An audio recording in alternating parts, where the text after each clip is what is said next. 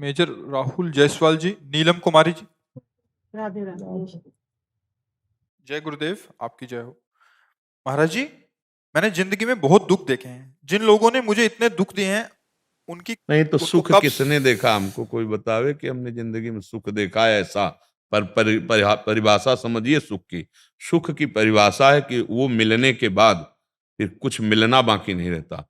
जो स्व से मिलता है उसे सुख कहते हैं, जो पर से मिलता है उसे दुख कहते हैं। अब आपको जीवन में किसी को सुख मिला हो तो हमें बताओ। सुख मिला केवट को, बोल रहा है अब कछुनाथ न।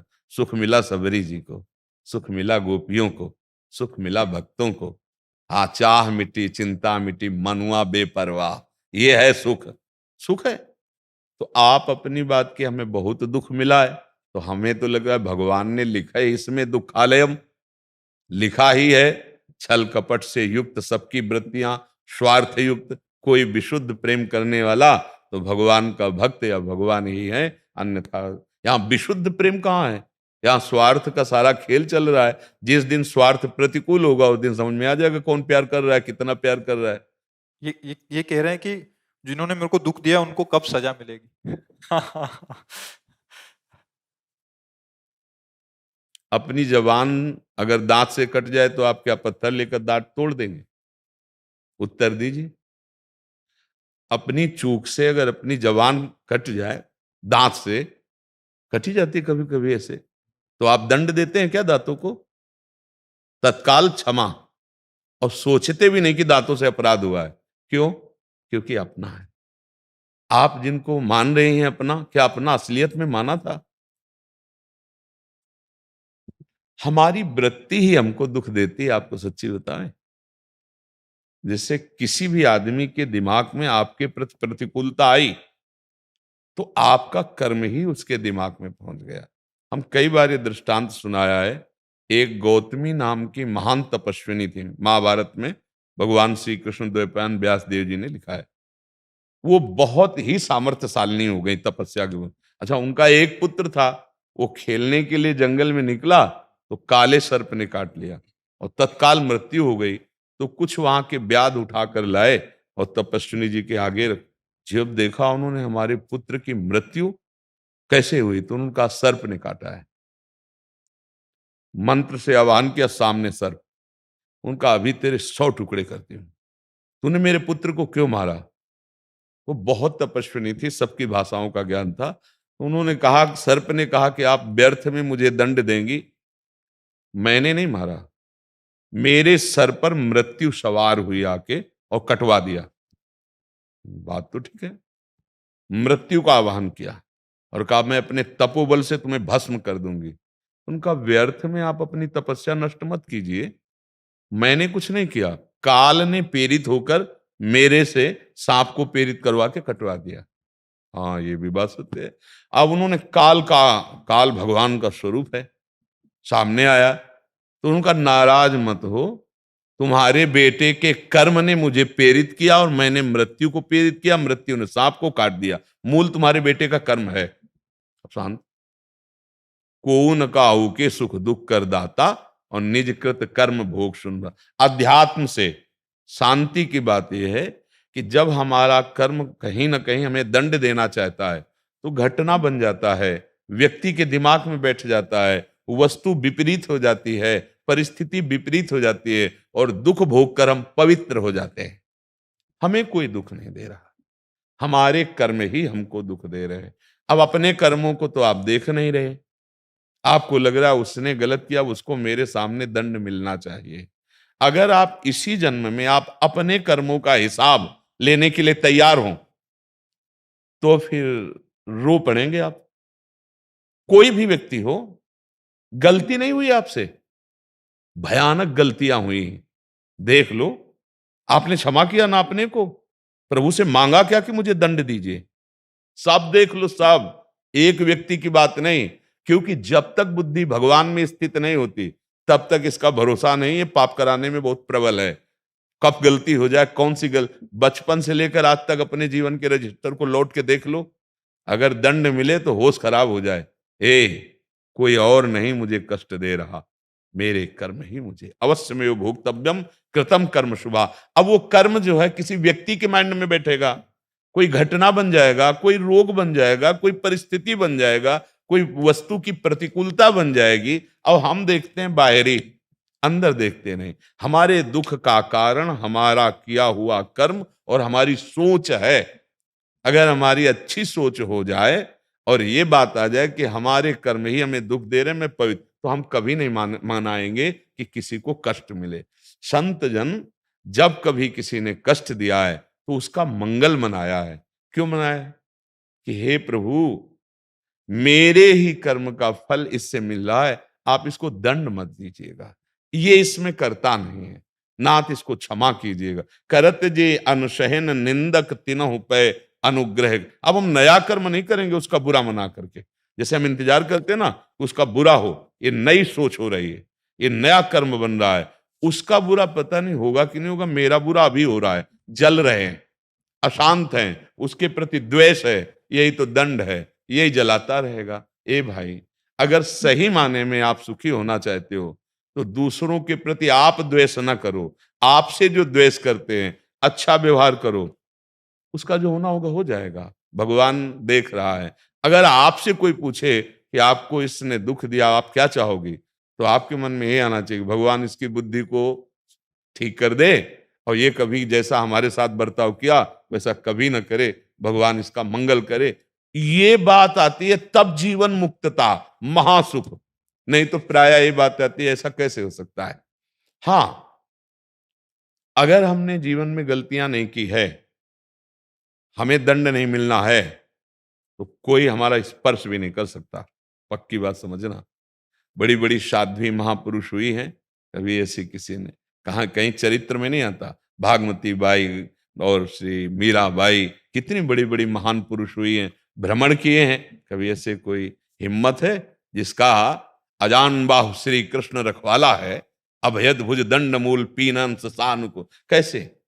देखो, हमारी बहुत सी ऐसी गलतियां हैं जिसको भगवान क्षमा किए हुए हैं। इसी जन्म में देखो, जो महत पाप हैं, जिसे आपने पाप नहीं माना, मनमानी किया, हमको चाहिए अगर हमें कोई कष्ट मिल रहा है तो हम सह ले।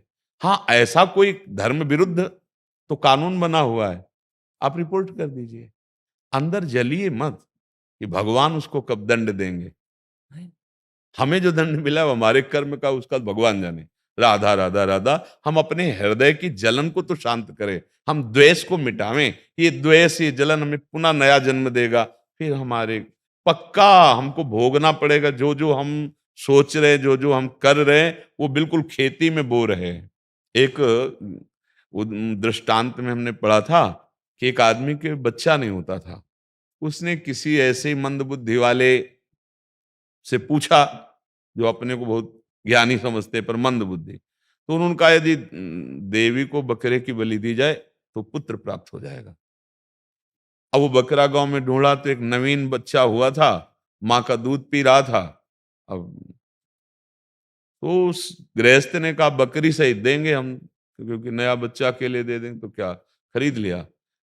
और बकरी देखती रही और मंत्र वंत्र पढ़े गए और बच्चे को, अब वो आंसुओं से युक्त, ऐसा नहीं कि पशु को ज्ञान नहीं होता, प्रियता नहीं होती, उसके बच्चे को छीनकर उसका गला काट।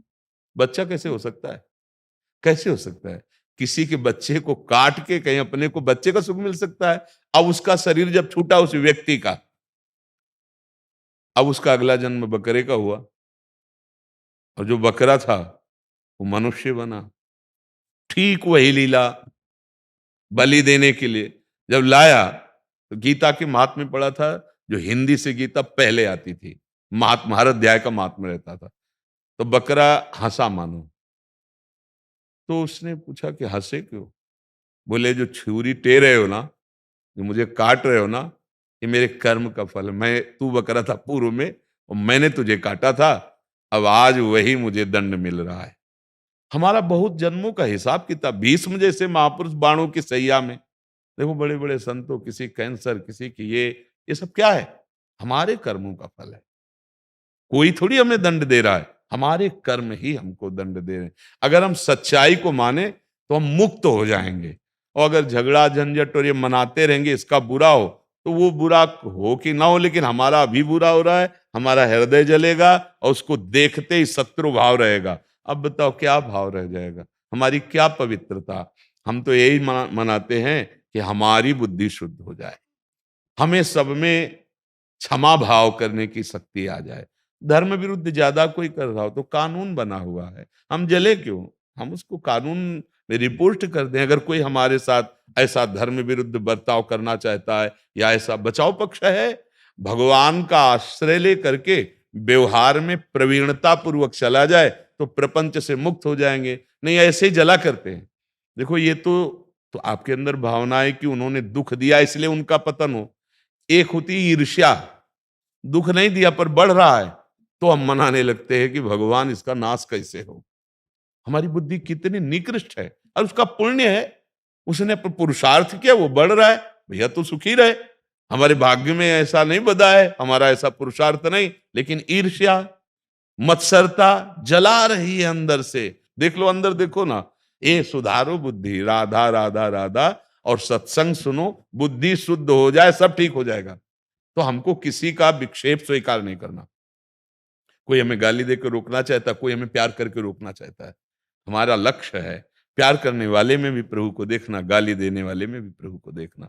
अगर हम मुक्त होना चाहते हैं, दुखों से बचना चाहते हैं, तो सहनशील बने। हाँ, जहां विशेष धर्म की बात आती है वहां व्यवस्थाएं हैं, शास्त्र का कानून है, हमारे समाज का कानून, सरकार का कानून है। हम जलने से बचें, हम ऐसा कुछ ना करें जो कानून और धर्म के विरुद्ध। ये धर्म के विरुद्ध है। दूसरे का मंगल सोचने वाला कभी मंगल को स्वयं प्राप्त हो ही नहीं सकता। अब अपने आप को हम संभालें, अपने अपने हाथ से अपने चोट लग जाती है, अपने दांत से लग जाती है। ऐसे ही हमारा कोई कर्म है जो हमको दुख दे रहा है? नहीं, कोई नहीं दुख दे रहा। आप देखो, आप लोग हजारों की संख्या में मिलते हैं रोज, ये भगवान का स्वरूप है। ये आए हैं हमको कृतार्थ करने के लिए, दर्शन देने के लिए। आनंद उठ रहा है एक एक को हमें देख के, वो हमें मान रहे हैं, तो वो नाच रहे हैं, वो आनंदित हो रहे हैं, हम दोनों आनंदित हो रहे हैं। किसको? भगवत भाव से। नहीं आनंदित हो रहे, हम क्या आनंदित हो रहे कि इतने हजार रूप में बच्चा बूढ़ा माई बहन सबके रूप में मेरे प्रभु आके दर्शन दे रहे हैं, साक्षात विराट भगवान। ऐसे सबके चरणों में सबको ऐसे प्रणाम करते हुए चलते हैं। यद्यप चलने में बहुत मतलब कष्ट का विषय होता है, किडनी फेल है ना, तो ऐसे चलने में थोड़ा अनुकूल, लेकिन ऐसे जब चलते हैं तो फिर पूरा भार उसमें पर नहीं। मेरे प्रभु जब आए हैं तो आंख मिले और चरणों में दंडवत, ऐसे तो हमको आनंद मिल रहा है। और वो क्या देख रहे हैं? प्रभु ही मान के तो आए, संत हैं, भगवान के भक्त हैं, या कोई कह रहे भाई भगवान का स्वरूप है संत जन, तो इस भाव से वो आनंदित हो रहे, नाच रहे हैं। कोई वहां उदास नहीं खड़ा दिखाई देता, सब नाच रहे हैं, सब आनंदित हो रहे। तो क्या हम अपने भाव बदलकर आनंदित नहीं हो सकते? भाव भाव अगर आप बदल दो तो अभी आनंद आ जाएगा। हाँ, कोई हमें दुख नहीं दे सकता, हमारे कर्म हमको दुख देते हैं, अन्यथा नहीं। अगर हमारे कर्म दुख देने वाले नहीं तो आप विश्व में खूब आराम से घूमो, कोई दुख देने वाला नहीं। और जब कर्म हमारा आ जाता है दुख देने वाला, तो कहीं भी जाओ दुख प्राप्त हो जाएगा। एक उदाहरण हम आपको बताते हैं।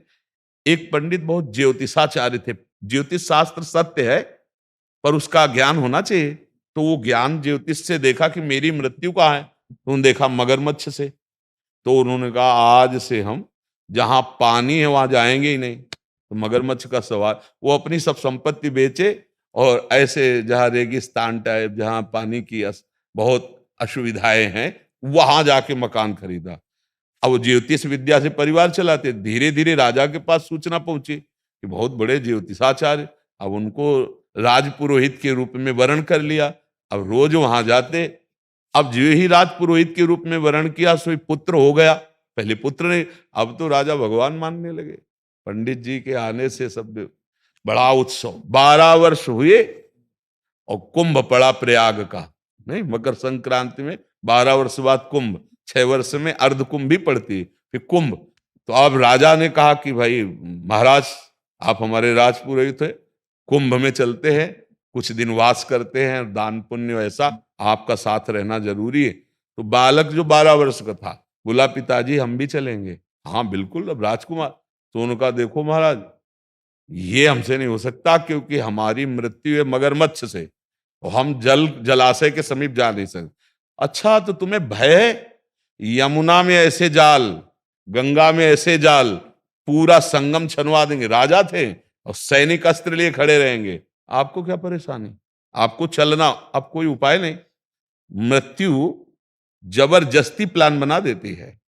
आप ना आवे ताही पर और ताही तहां ले जाए, वहां गए। अच्छा मृत्यु को जाल रोक पाएगी क्या? अब पंडित जी बाहर से बोले अब मंत्र बोल देंगे, नहीं, बोले सिद्धांत है, अगर जजमान गले तक है तो नाभि तक तो पंडित जी को आना ही पड़ेगा।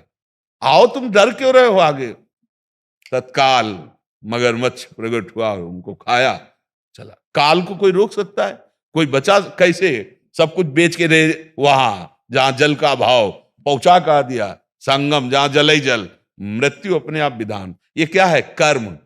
कर्म कभी पीछा नहीं छोड़ता, चाहे जितना छुप लो, चाहे जब भाग के चले जाओ। मुझे लगता है विवेक धारण करे और अपने कर्मों के द्वारा प्राप्त दुख सुख से ऊपर उठने की कोशिश करे। भगवान का भजन ऐसी सामर्थ्य देगा। अगर भजन नहीं है तो भैया फिर ये संसार है, इसमें दुख सुख के ऐसे थपेड़े, कभी लगता है हम सुखी हो रहे हैं, कभी लगता है हम दुखी हो रहे हैं। ऐसे ही हमारा जीवन व्यर्थ जा रहा है। वो सुख प्राप्त करो जहां दुख की निशानी नहीं है। सहना पड़ेगा। देखो हरिदास जी चैतन्य महाप्रभु के परिकर में बस नाम ही तो कीर्तन कर रहे थे, 22 बाजारों में मार कोड़े, क्योंकि नाम जब क्यों कर रहे हो? वो उस समय शासन विधर्मियों का था। हरि बोल, हरि बोल। कभी प्रश्न नहीं किया कि प्रभु हम नाम जब कर रहे थे, पिटवाया क्यों? अगर आप राजी हो तो हम राजी हैं।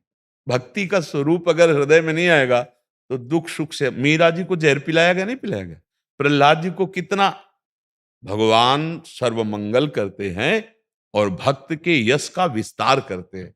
अगर प्रहलाद जी के साथ ऐसा ना होता तो कौन जानता प्रहलाद जी को? मीरा जी के साथ ऐसा ना होता कौन? आज हम उनके चरित्र गाते हैं और भगवान दिखा देते कि मेरे भक्त में कितनी सामर्थ्य है। हमें लगता है भगवान का आश्रय लिया जाए, सहन किया जाए। जो धर्म के विरुद्ध अगर कोई आक्रमण कर रहा है तो उसको कानून व्यवस्था के अंतर्गत समर्पित किया जाए। अपने न मनावे कि भगवान इसका नाश हो जाए। भगवान कब अमंगल करेंगे? हमारा परमार्थ का स्वरूप, जहां आपने प्रश्न किया, यहां सिर्फ भगवत प्राप्ति के मार्ग से ही उत्तर दिया जाता है। लौकिकता का यहां प्रवेश नहीं है। इसलिए विनय है, आप इसको समझने की चेष्टा करें। गुरुदेव आपके चरणों में कोटि कोटि प्रणाम। महाराज जी, ये शरीर पूर्ण सदगुरु से दीक्षित है। मन में उन्हीं के द्वारा दिए गए गुरु मंत्र का जाप भी चलता है। इसके साथ ही घर में नित्य राधा नाम संकीर्तन चलता है और आपका सत्संग भी सुना जाता है। महाराज जी, मेरा ये प्रश्न है कि ऐसा करने से कहीं इस शरीर द्वारा अपने गुरु की अवहेलना या अपमान तो नहीं गुरु होना? को क्या समझा है? व्यक्ति समझा है क्या? व्यक्ति कभी गुरु नहीं हो सकता, गुरु कभी व्यक्ति नहीं हो सकता। गुरु को तो समझने की कोशिश करो। अपने गुरु को एक पांच भौतिक शरीर में ही केवल सीमित मत रखो। हाँ, ब्रह्मानंदम परम सुखदम केवलम ज्ञान मूर्तिम द्वंद्वातीतम गगन सदसम तत्वमस्यादि लक्ष्यम एकम नित्यम विमल अचलम सर्वधी साक्षिभूतम भावातीतम त्रिगुण रहितम सदगुरुम तम नमामि। जहां से वाणी मिले पहचानो कि मेरे सदगुरु बोल रहे हैं। हर हृदय सदगुरुदेव का ऑफिस है।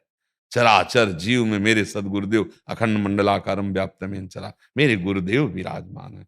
अपराध? अपराध निषिद्ध आचरणों में होता है। नाम कीर्तन अपराध होता है? महापुरुषों की संतों की बात सुनना अपराध होता है? नहीं, अपराध होता है जो शास्त्र विरुद्ध आचरण किए जाते हैं। गुरु गीता जी हैं, गुरु भागवत जी हैं, गुरु हर संत हैं। सबे संत गुरुदेव हैं, व्यासें या प्रतीत। हरिराम व्यास जी पहचानना है मेरे गुरुदेव कहां से बोल रहे हैं। हर आप ही सुनी के है। किसी भी संत महात्मा भक्त की वाणी हम गुरुदेव की वाणी सुने।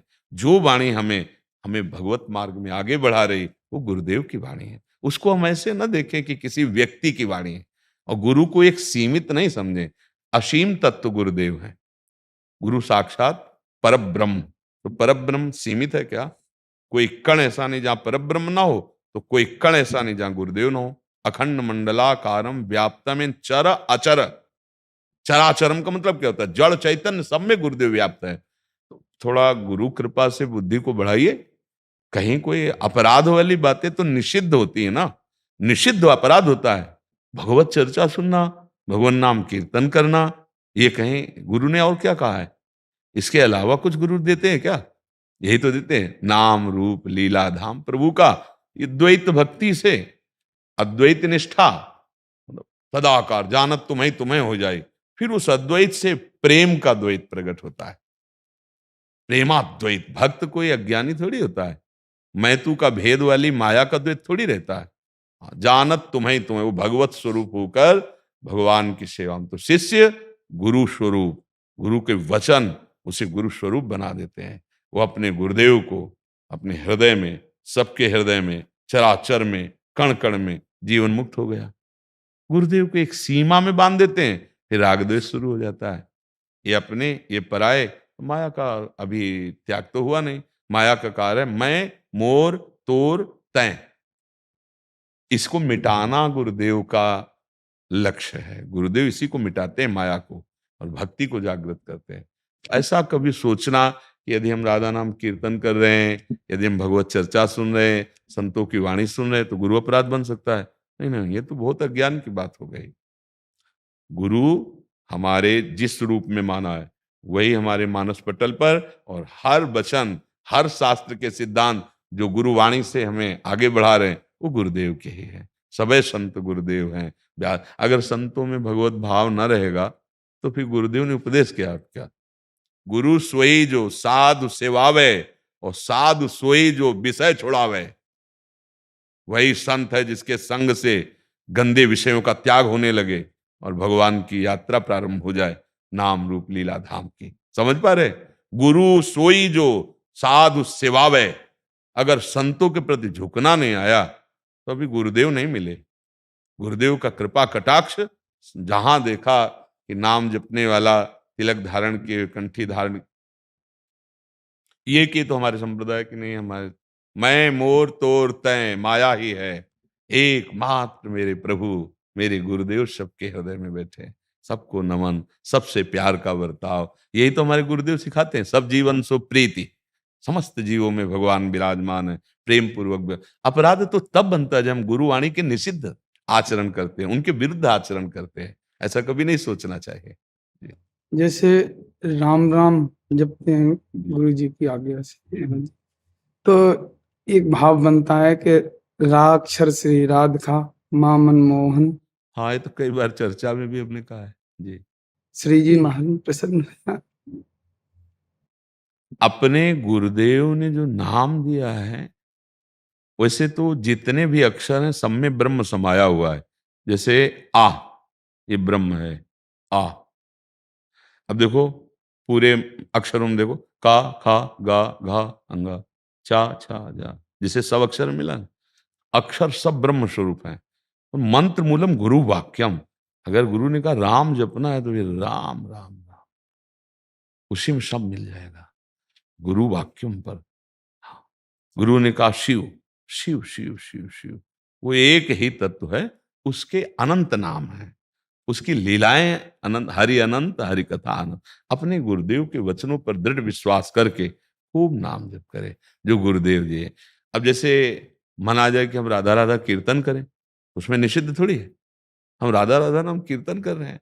अच्छा, वृंदावन में हो बिना जय जय श्री राधे बोले रह सकते हो क्या? कोई भी हो, चाहे जिस संप्रदाय का हो, महारानी जो बैठी हैं महल में, उनकी कृपा से ही यहाँ भजन की सिद्धि, यहाँ रहने की सिद्धि। आपको बोलना पड़ेगा, कुछ भी कहो, कुछ भी गाओ, बाद में हाथ उठाना पड़ेगा और बोलना पड़ेगा जय जय श्री राधे। तो महारानी जी का महल है, इसमें ये न सोचे कि अब हम रामोपासक है तो राधा राधा कैसे बोलेंगे। नहीं नहीं। जहां जिस धाम में रहा जाता है तो धामी की कृपा से रहा जाता है धाम। ऐसा हमारे हृदय में ये बात कभी ना आवे, नहीं तो महारानी जी की कृपा से वंचित हो जाएंगे। हमारी बुद्धि को ठीक महारानी जी करती हैं। राम जी तो कह रहे निर्मल मन जन सो मोहि पावा। अब निर्मलता कहाँ से आएगी मति और मन की? गोस्वामी तुलसीदास जी कहे जनक सुता जग जननी जानकी, अतिशय प्रिय करुणा निधान की, ताके जुगपद कमल मनावो और जासु कृपा निर्मल मति। हाँ, ठाकुर जी को पसंद जो है वो तो सियाजू, तो सियाजू वो प्रियाजू, समझ रही ला। हाँ, इनका आश्रय लिए बिना राम जी के प्रिय कोई नहीं बन सकता। हनुमान जी को राम रसायन तुम्हारे पासा, जाओ राम जी का प्रेम मैं तुम्हें प्रदान करती हूँ। जानकी जी ने प्रदान किया, राम रसायन तुम्हारे पास, और अष्ट सिद्धि नवनिधि के दाता, सुबर दीन जानकी माता। क्या क्या सब दे डाला जानकी जी ने, जो राम जी का जितना खजाला था हनुमान जी महाराज को दे। तो जय श्री राधे तो यहाँ बोलने पड़ेगा। और गुरुदेव ने जो नाम दिया है उसकी सिद्धि भी यही होगी। ये कल्प तरु है। आपने पूज्य मथुरा दास जी का नाम सुना होगा, देखा तो नहीं होगा क्योंकि अवस्था इतनी नहीं, अपने लोग बैठ करके सुनते भी थे। अयोध्या से आए हुए थे, महारानी जी ने ऐसा, राधा बाग है बरसाने में ना, बहुत वर्ष वहां रहे। फिर वृंदावन का नियम ले लिया, कदम नहीं वृंदावन से बाहर गए, यहीं शरीर पूरा हुआ। ऐसे ही रामानंदी तिलक और महारानी जी की अनन्यता। तो आप ये समझ लो, वो खुद कहते थे कि ए भाई, स्कूल का दरवाजा नहीं देखा, कभी का नहीं पढ़ा, और ऐसे श्लोक बोलते थे जैसे व्याकरणाचार्य बोलते हैं। पूरा भक्तमाल कंठस्थ, चारों खंड। इसके बाद महाभारत के सैकड़ों श्लोक ऐसे बोलते थे कि बड़े बड़े विद्वान के आश्चर्यचकित हो जाते थे, कहते हम का नहीं पढ़े। और तो समस्त विद्याएं उसके अंदर प्रकट हो जाती है, भगवद आश्रित जन होता है। हमारी प्रियाजू के महल में यदि आने को मिला है तो यहाँ की रज माथे पे लगाओ, जय श्री राधे बोले, माथे पे रज लगाओ कि बड़ी कृपा हो गई। इसी से परिपक्व अवस्था प्राप्त होगी। धाम में रहकर धामी के नाम का तनिक भी विरोध हो तो आपको जो नाम जप करे उसकी सिद्धि नहीं होगी, क्योंकि उसी का नाम, पर एक मर्यादा है। जैसे यहां वृंदावन में रह के हमने सुना भी है, वो कहते हैं शिवोहम बोलते ना, इसके बाद बोलते हैं जय जय श्री राधे, ये भी बोलते जय जय श्री राधे। उनकी शिवोहम की सिद्धि जय जय श्री राधे से होगी, क्योंकि धामी यहां विराजमान है, श्यामा श्याम। और ये तो महारानी जी का निज महल है, अगर यहां आने को मिल गया, अब कौन सी सिद्धि दुर्लभ रह जाएगी। परम दुर्लभ वस्तु श्रीधाम वृंदावन है। और भगवान नाम जो गुरुजी ने दिया, खूब उसकी वृत्ति अपनावे, पर जय जय श्री राधे बोले तो वो जल्दी सिद्ध हो जाएगा, क्योंकि महारानी जी की कृपा आवश्यक है। इन्हीं के अंश से सब शक्तियां हैं, जितनी भी शक्तियां इन्हीं के अंश से हैं।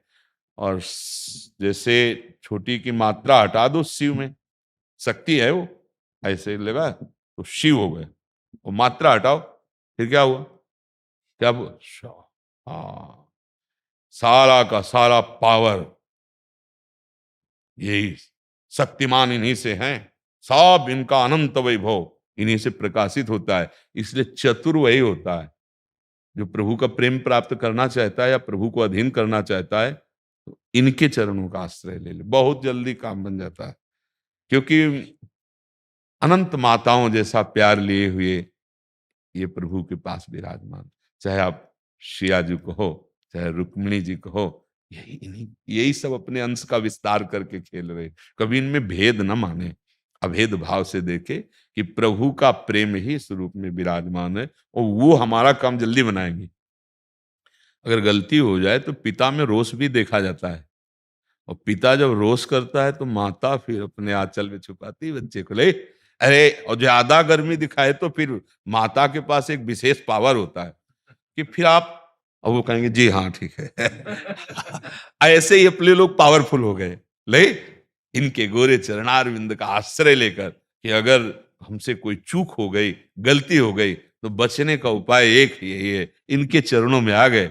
ये जहां अपने नजर किए, आप कोई शासन, कोई नियम कानून उसके ऊपर, ये रहस्य अंदर, या रहस्य रघुनाथ कर बेगल जाने कोई, और जो जाने रघुपति कृपा। तो इसलिए खूब नाम जप करो, खूब जय जयकार महारानी जी की करो। जहां जितना हमारा चित्त प्रभु में जुड़ता जाएगा, उतना ही आनंद अनुभव होता जाएगा। बाबा एक सवाल था, मैं जो करा था, गिरिराज जी इतने सालों से सेवा कर रहा हूँ, दर्शन नहीं हो रहा, मन उदास सा रहता है मेरा। हनुमान जी की सेवा करता हूँ, मन हर रोज मंगल शनिवार शूला चढ़ाता हूँ, कृपा ही नहीं हो रही। नहीं, भगवत दर्शन के लिए तो भगवान श्री कृष्ण सामने खड़े और अर्जुन से कह रहे हैं कि तुम मुझे तभी देख पाओगे, समझना, सामने है।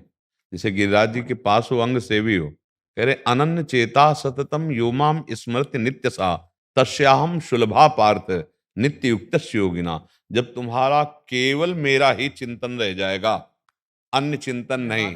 हाँ, इसलिए अच्छे आचरण करो, खूब नाम जप करो और दुखी मत रहो।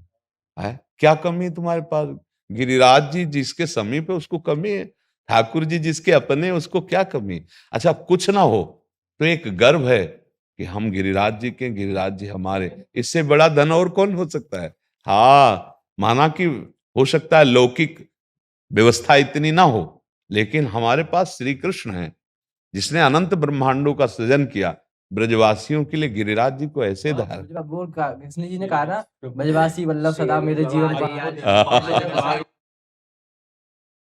रवि जी सीहोर से। राधे राधे गुरुदेव, आपके चरणों में दंडवत प्रणाम। गुरुदेव, मेरा एक पुत्र है 13 वर्ष का। जब जब वह गलती करता है तो हम उसे सजा के रूप में 30 मिनट का नाम जप करने को बोलते हैं। ऐसा तो नहीं कि इस प्रकार करने से उसके मन में नाम के प्रति घृणा सी पैदा हो जाए कि डांट पड़ेगी तो नाम जप करना पड़ेगा? नहीं, अगर ये दंड है तो हम तो कहते हैं हमको तो जीवन भर यही दंड दिया जाए। प्रभु हमें जीवन भर यही दंड दे।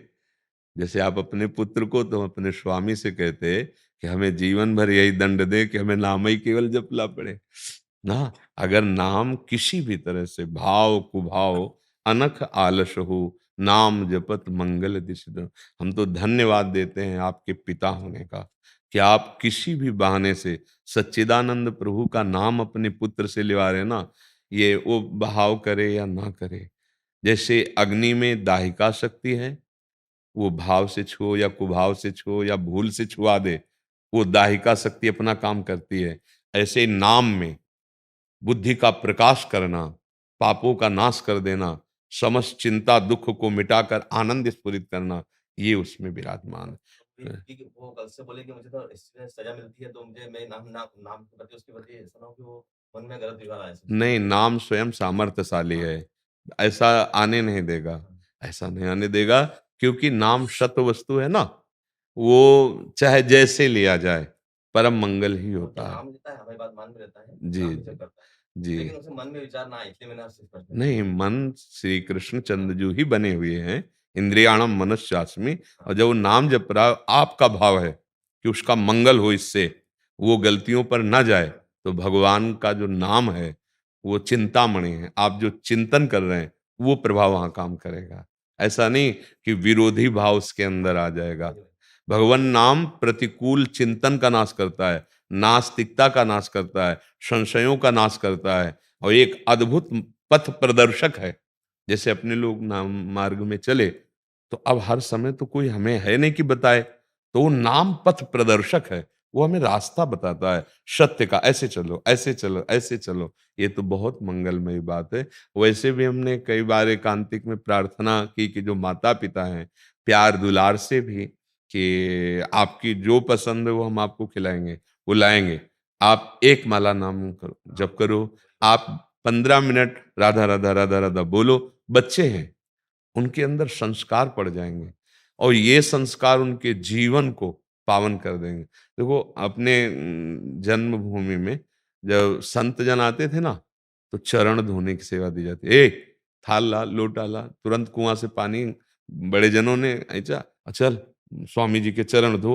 वो चरण धोना, चरणामृत पीना, माथे पे चरणामृत धारण करना, और जब वो बोल रहे हैं बैठ, सब उसका प्रभाव पड़ा कि ये भगवत मार्ग मिला।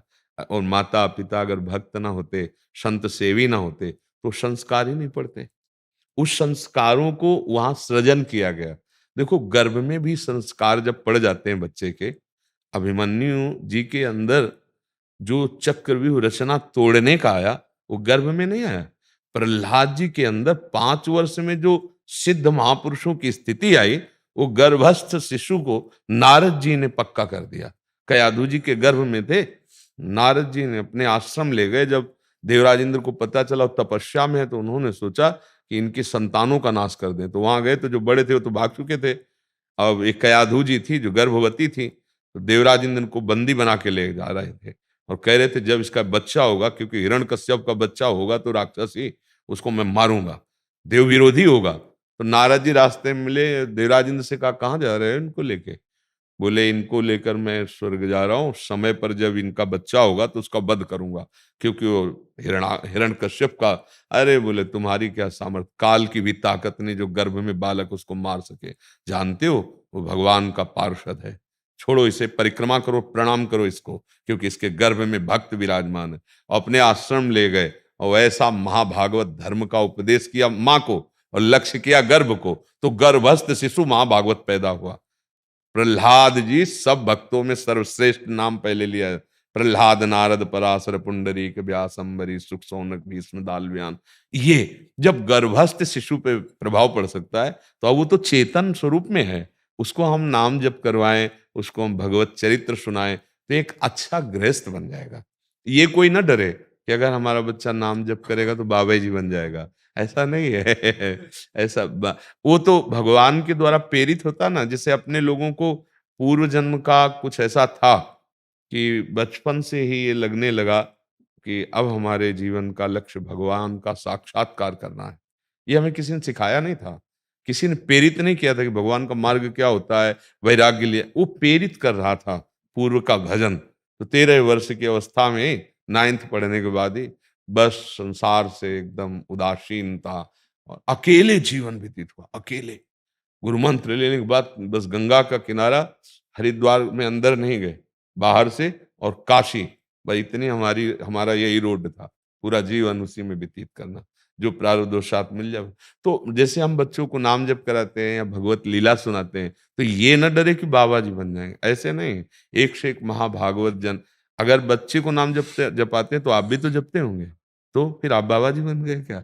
ऐसे हम सब गृहस्थों को बताना चाहते हैं कि वो ये ना डरे कि बच्चा नाम जपने लगा तो मतलब उसका विरोध शुरू कर देते हैं। नहीं, देखो असलियत में बात समझो। अभी हम पीछे वाले बैच में यही बताया था कि हम मोक्ष पदवी प्राप्त करें या भगवान को प्राप्त करें, छोड़ो ये बातें, हम जीने लायक हो जाएं।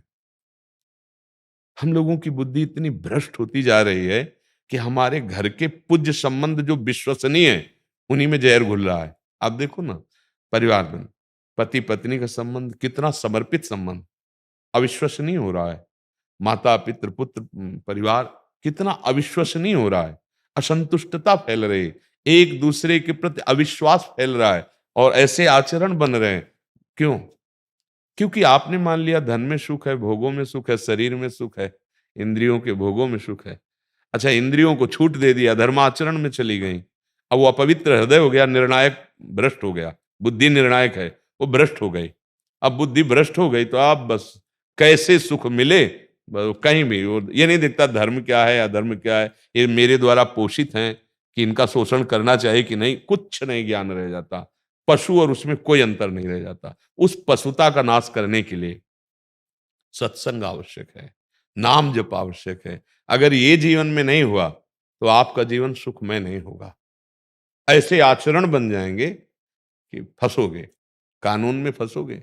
अगर कानून से बच गए, मान लो नहीं प्रकाशित हुआ, तो तुम्हारा मन तुम्हें ऐसा दंड देगा जो कानून भी नहीं दे सकता। तुम्हारा मन हर समय तुम्हें जलाएगा, डिप्रेशन में भयावह स्थिति पे अचानक कल्पना, कोई भय नहीं, बस जलोगे।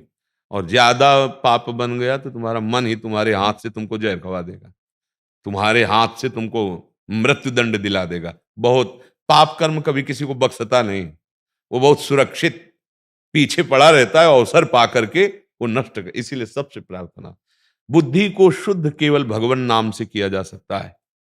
बुद्धि को पवित्र करने का एक ही साबुन है, नाम, प्रभु का नाम। राधा राधा राधा, हरि हरि, कृष्ण कृष्ण, राम राम, जो तुम्हें प्रिय हो वो नाम जप करो। नाम जपत मंगल दिस दस हो।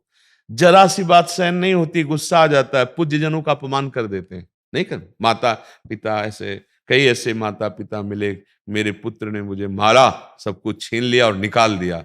तब लगता है कितना बड़ा दुर्भाग्य पैदा कर रहा है वो। ये नहीं जान रहा कि मैं अपने आगे की उन्नति का, सुख का, संपत्ति का नाश कर रहा हूं।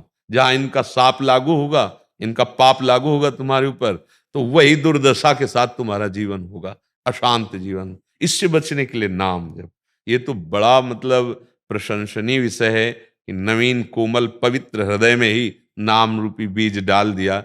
वही पिता धन्य है, वही माता धन्य है, वही गुरु धन्य है, वही रिश्ता धन्य है। भगवान ऋषभदेव जी श्रीमद् भागवत में जो अपने रिश्ते पवित्र संबंधों को सत मार्ग का पथिक बनावे। गृहस्थ में सत भाव से चला जाता है तो वो गृहस्थ नहीं, वो मुनि की तरह जीवन बीते। हम सब ऋषियों की संतान हैं, जितने हैं सबके मूल में ऋषि ही हैं।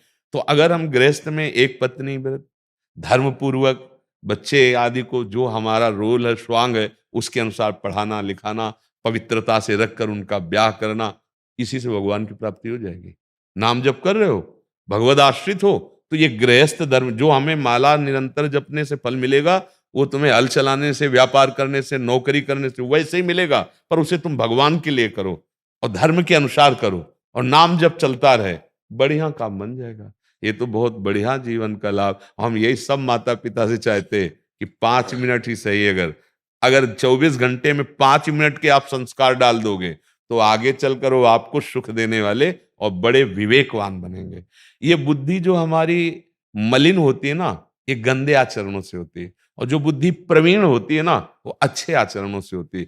नाम जापक बड़ा हिंसक और चोर जब नाम जप किया तो ब्रह्म ऋषि पदवी पे पहुंचा दिया। भगवान के अवतार होने के पहले ही पूरी लीला चरित्र को लिख दिया संस्कृत से। अब आप विचार करो, नाम का उच्चारण करने की सीधे सामर्थ्य नहीं थी और लीला चरित्र भगवान का पहले से ही लिख के रख दिया। कितनी बुद्धि प्रवीण हो गई, ब्रह्ममयी बुद्धि हो गई नाम जापक की। इसलिए नाम निरंतर नाम, बड़े भाग्यशाली हैं जो रामकृष्ण हरि अंदर से गुनगुनाते हुए अपना कार्य कर रहे हैं। तो इसी जन्म में उनको पता चल जाएगा कि परम धन क्या मिला हमें, जीवन हमारा क्या हुआ। हर दुख से लड़ने की, हर विकार को परास्त करने की सामर्थ्य नाम में है। नाम में जितना नाम बल बढ़ाओगे उतने ही आनंद में डूब। सच्चा पिता वही जो नाम रूपी संपत्ति अपने पुत्र को दे दे। ये सब बाहरी है, तो भगवान का आश्रय लेकर नाम जप करते हुए उतर संसार में, बस वो जीत जाएगा, जीत जाएगा। धन्य है वो माता पिता जो भगवत मार्ग में अपने बच्चों को लगाते हैं। जी सुनील शर्मा जी, ललिता जी। राधा वल्लभ श्री हरि ओम। गुरुदेव आपके चरणों में कोटि कोटि प्रणाम। गुरुदेव भगवान, अहम भाव की सूक्ष्मता को कैसे समझे, इसको जड़ से समूल नाश करने का सरलतम उपाय क्या है? जब हमें किसी दूसरे में दोष दिखाई देने लगे तो समझ लेना गुणाभिमान जागृत हो चुका है। जब हमको अपने गुणों में सुखानुभूति होने लगे, मेरा नियम इतना, मैं ऐसा कर रहा हूं, मैं ऐसा कर लूंगा, मैंने ऐसा ऐसा किया, ये अहम का लक्षण है। जब ये बात आए कि देखो गुरुदेव की कृपा, कैसी श्री जी की कृपा, कहाँ हम विषयी जीव और मुझे सतमार्ग मिला, मेरे से भजन बन रहा है, मेरे से अच्छे आचरण बन रहे हैं, ये केवल श्री जी की कृपा, गुरु जी की कृपा। बात वही है, अब इसमें अहम नहीं है।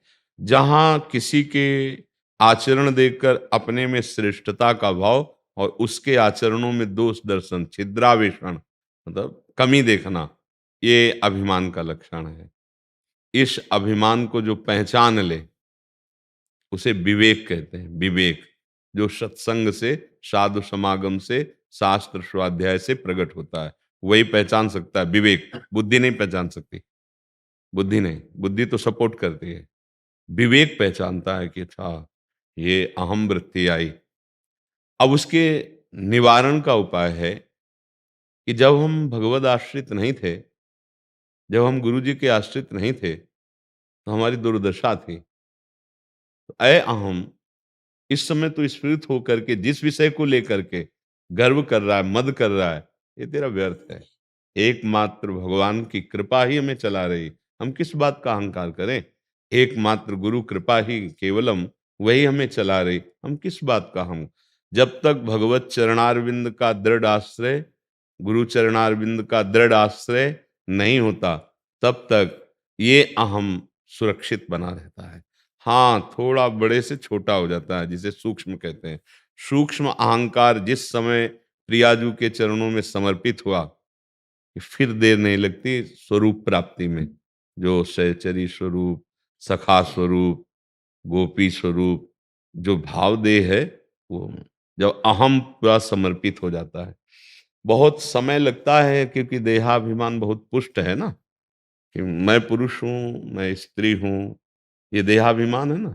हाँ, ये देह शुद्ध विस्मरण हो जाएगा जिस समय अहम समर्पित हो जाएगा, और यथावत सारी चेष्टाएं होंगी। यही भगवान की सामर्थ्य है कि वो हर समय अपने आराध्य देव में स्थित रहते हुए गृह कार्य वैसे ही करेगा जैसे एक संसारिक आदमी करता है। जैसे गोपी जनों को देखो चरित्र पढ़ के, लीपना, बुहारना, धान कूटना, रसोई मनिया करना, गौ दुहना, मक्खन आदि सब निकालना, पूरी क्रिया, पति की सेवा करना, पुत्रों की सेवा, यथावत चेष्टाएं हो रही, लेकिन स्थिति वहां नहीं है। स्थिति श्री कृष्ण में है, मुरारी पादार्पित चित्त, क्योंकि अहम समर्पित हो गया श्री कृष्ण में। अब उनके सेवा पूरा ज्ञान है। नखल गोपिका नंदनो भवा, नखिल देहिना मंतरात्मदिक। प्रभु मैं आपको जानती हूं कि आप केवल नंद नंदन ही नहीं है, यशोदा नंदन ही नहीं है, आप समस्त शरीरधारियों की आत्मा है। अखिल देहिना मंतरात्मदिक, जो समस्त देहधारियों की आत्मा है, मैं आपको जानती हूं। अर्थात परब्रह्म भाव, आत्मस्वरूप की अनुभूति और परम प्रेम, इसीलिए तो गोपी जनों की सबसे ऊंची स्थिति बताई गई है। तो ऐसा नहीं है कि आम समर्पित हो जाने पर गृह कार्य कैसे होंगे, पूरे यथावत कार्य होते हैं, पर वो कार्य यंत्रवत होते हैं। जैसे यंत्री जैसे चलाना चाहता है, कठपुतली का नाच देखा है? बाहर से ऐसे पर्दा लगा था, जब हम बचपन में देखा था, और ऐसे एक मंच बना था, और 5-6 उसमें कठपुतली उतारी गई, और नचा रहा, 5-6 आवाजें निकाल रहा है। लेकिन वो 5-6 नहीं है, एक ही व्यक्ति है। अंगुलियों में पीछे जब छोटे थे तो दौड़ के जाके देखा कि 5-6 लोग बोल रहे होंगे। वो अलग अलग आवाज निकाल रहा था, और अंगुलियों के अलग अलग इशारे से वो अलग अलग नाच रही थी। बस कुछ ऐसा ही है, एक ही परमात्मा माया का पर्दा लगा के सबको नचा रहा है, अलग अलग आवाजें निकाल रहा है, अलग अलग लीलाएं करवा रहा है।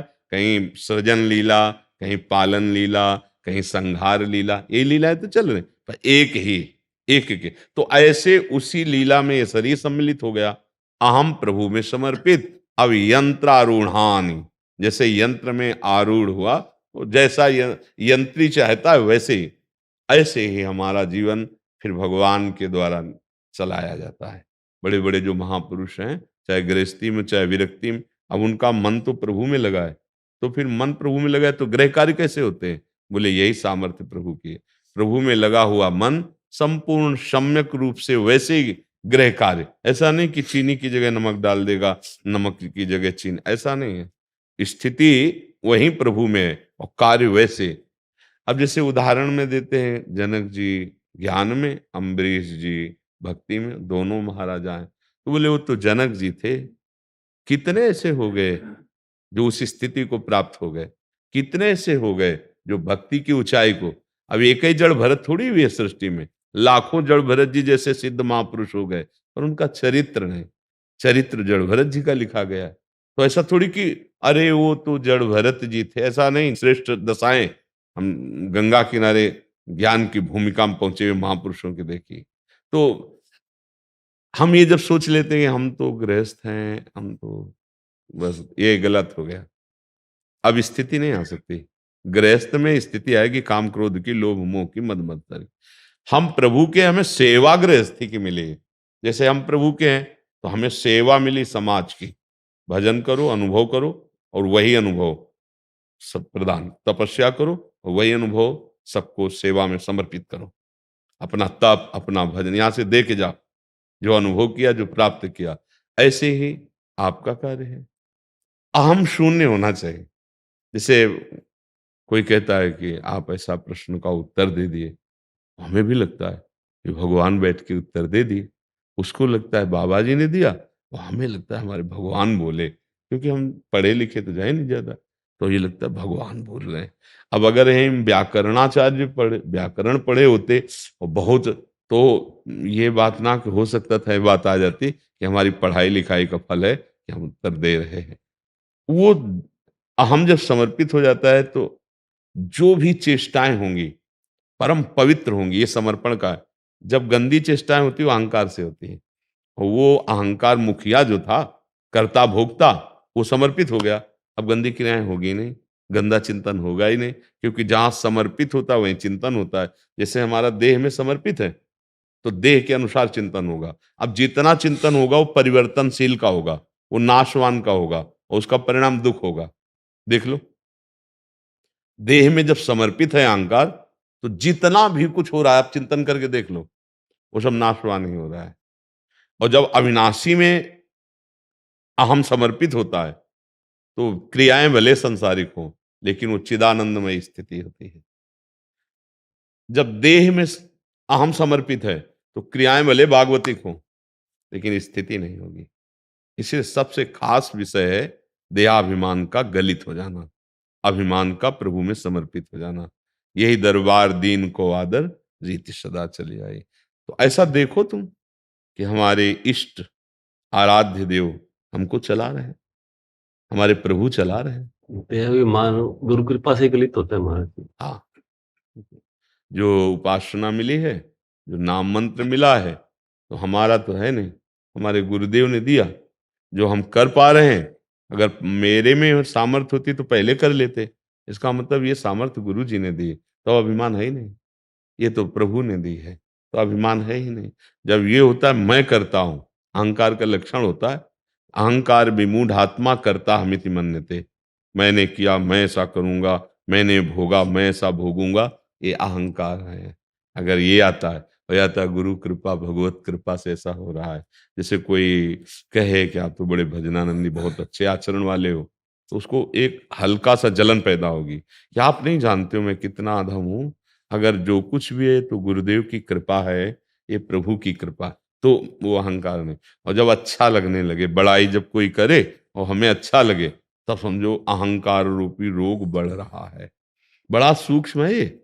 देखो, कामदेव ने पूरा अपना प्रभाव दिखाया नारद जी के ऊपर, पर कोई फर्क नहीं पड़ा और वो प्रणाम करके चला गया और नारद जी ने गुस्सा भी नहीं की।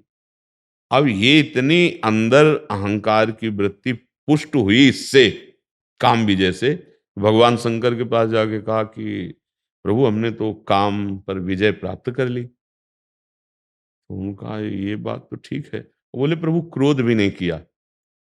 ऐसा क्यों बता रहे कि आप काम विजयी तो हो, लेकिन आपने काम को भस्म कर दिया था, क्रोध कर दिया था। तो भगवान शंकर ने कहा देखो ये किसी से कहना मत, ये जो आप हमसे कहे चल गया कोई बात नहीं, अब किसी से मत कहना, नहीं तो हानि हो जाएगी आपकी। नारद जी के अंदर जो अहम स्फुरित हुआ उसको उल्टा समझ में आने लगा। अहम को उल्टा समझ में आया कि हमारी बड़ाई ये सह नहीं पा रहे, इसीलिए ऐसा कह रहे हैं। प्रणाम, और जो ही चले सो बोले सुनो, हरि से तो कभी कहना ही नहीं, हरि से मत कह देना जाके। नारद जी सीधे हरि के पास ही गए और सबसे पहली बात यही रखी, कहा भगवान हमने काम पर विजय प्राप्त कर ली। तो भगवान भी बड़े लीला बिहारी, उनका आप काम पर विजय प्राप्त कर लो ये कौन सी बड़ी बात है, आपका जो स्मरण कर ले वो काम विजयी हो जाएगा। और अच्छा लगा। पहले जो है दवा दी जाती है रोग बढ़ाने की, फिर जड़ से मिटाने की होती है। मानो भगवान ने वचन रूपी और अच्छा प्रभु आगे ही नगर रच गया और ब्याह का सब पूरा चैत्र बता ले, हाहाकार मच गया। अहंकार ने इतना हाहाकार मचा दिया कि भगवान को शाप दे दिया, आराध्य देव को शाप दे दिया।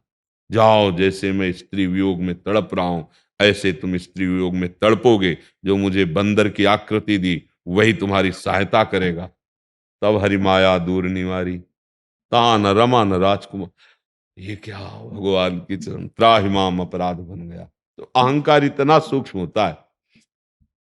बाणासुर को भगवान शंकर ने प्रसन्न होकर, एक दिन भगवान तांडव कर रहे थे, नृत्य कर रहे थे, तो वो तालियां बजाकर उस ताल पे तो आनंद बढ़ा। तो भगवान ने कहा अच्छा तुम्हारे सहस्त्र भुजा हो जाए, 1000 भुजा, सहस्त्र भुजा बाणासुर के। अब 2 भुजा और बलशाली तो था, ये 1000 भुजा तो खुजली तो होएगी ही बल की।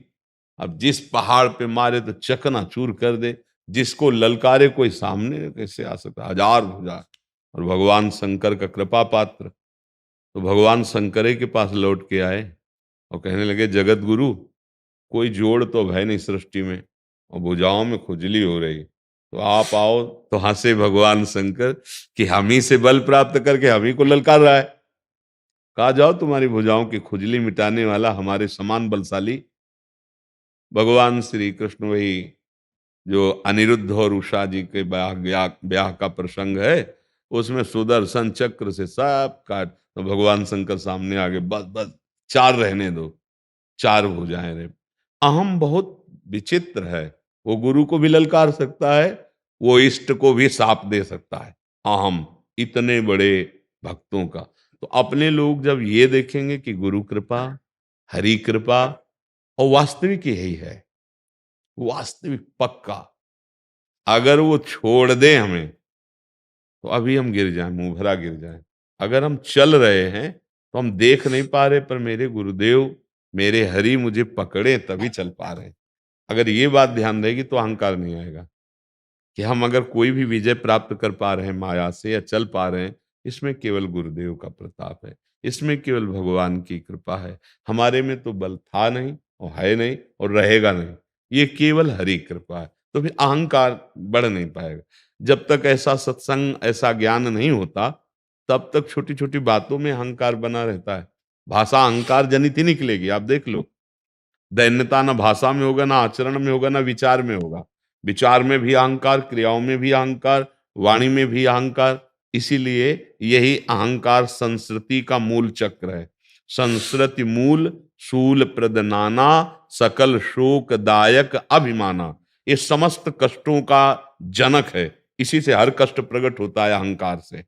जो भगवान का कृपा पात्र है तो भगवान इस कृपा करके दूर कर देते हैं। ताते करें कृपा निधि दूरी, सेवक पर ममता तिभूरी। वही संत रूप में, वही गुरुदेव रूप में, वही शास्त्र रूप में विराजमान है। इन्हीं की कृपा से अहंकार नष्ट हो जाता। जब सच्चा भजन होगा तो आपको अपने आगे का भजन दिखाई देगा कि अरे हम कहाँ, कैसे कैसे महाभागवत, कैसे कैसे भजनानंदी हुए, तो अहंकार नहीं आएगा। और जब त्रुटि होगी तो अपने से नीचे दिखाएं, ये तो सारे विषयी है, हम तो भजनानंदी, हम तो भगत हैं। गड़बड़ हो गया, अब गड़बड़ हो जाएगा, अब आपका भजन छूटेगा और आप गिरोगे। क्योंकि अहंकार आया तो मतलब पतन हुआ पक्का। और पतन से बचना है तो मामे वे प्रपद्यन्ते माया में तामते। भगवान की शरणागति, गुरु की सदैव दैन्य रहो, तो फिर आपकी परीक्षा भी नहीं होगी।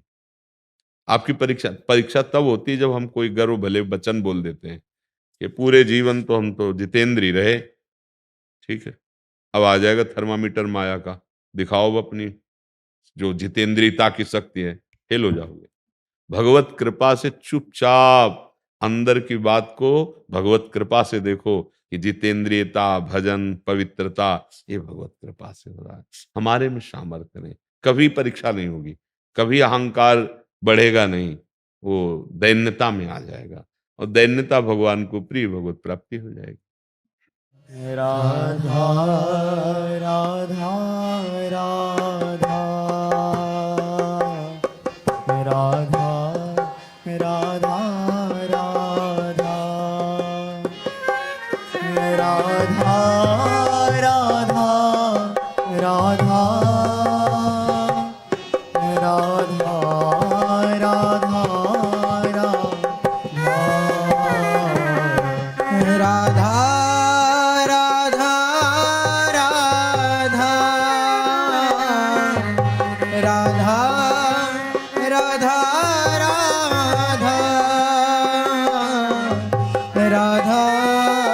राधा राधा राधा राधा राधा राधा राधा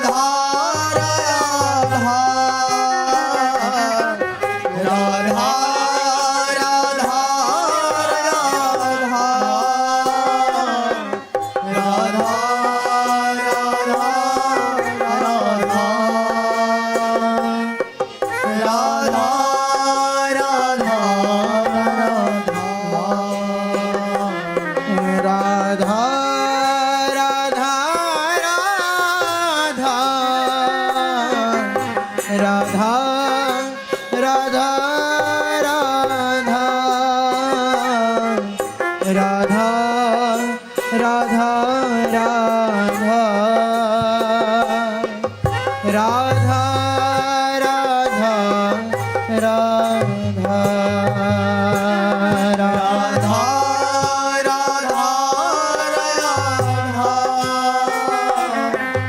राधा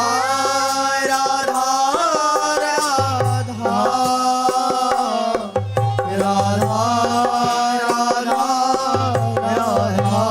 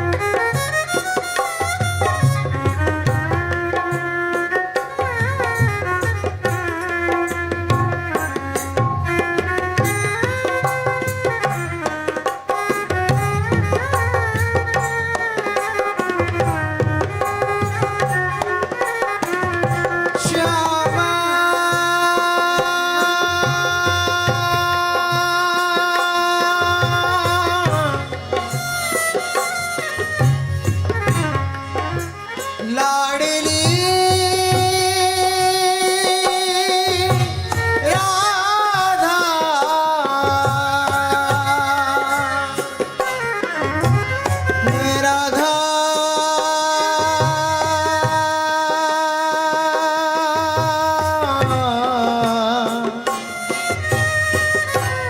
राधा राधा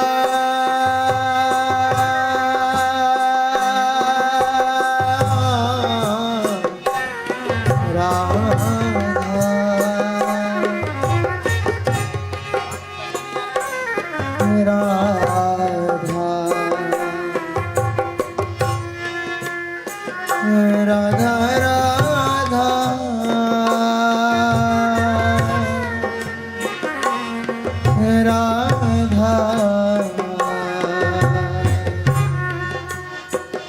राधा राधा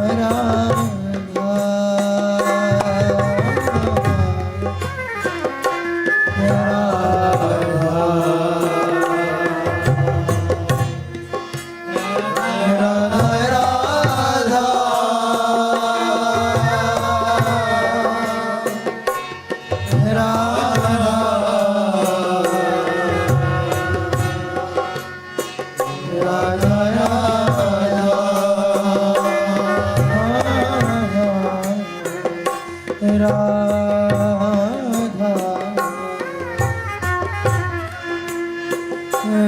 राधा